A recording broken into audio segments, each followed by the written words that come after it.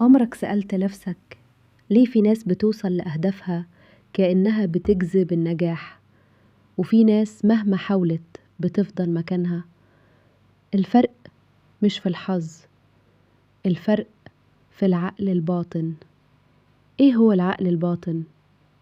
العقل الباطن هو الجزء اللي ورا الكواليس، اللي بيتخزن فيه كل معتقداتك، مشاعرك، تجاربك، وردود أفعالك التلقائية.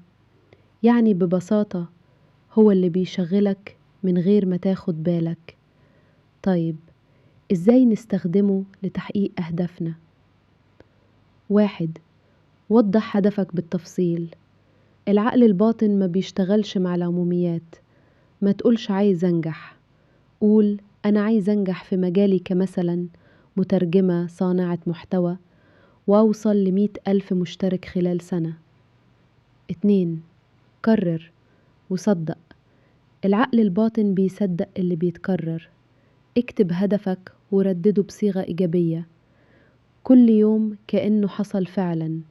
أنا ناجحة، أنا واثقة، أنا بوصل لأهدافي بخطوات ثابتة. 3. خيالك هو المفتاح. العقل الباطن ما بيفرقش بين الخيال والواقع. اقعد كل يوم 5 دقايق وغمض عينيك وتخيل نفسك حققت هدفك. حاسس بإيه؟ فين؟ بتعمل إيه؟ كل ما الخيال كان واضح كل ما الإشارة كانت أقوى للعقل الباطن. 4.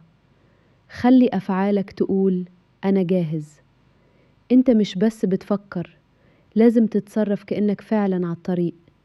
ابدأ بخطوات صغيرة، نظم وقتك، تعلم، اطلب مساعدة. العقل الباطن بيساعد اللي بيتحرك. 5. ابعد عن الناس اللي بيحبطوك. الكلام السلبي بيزرع أفكار غلط في عقلك الباطن. اختار ناس بتشجعك حتى لو على السوشيال ميديا بس.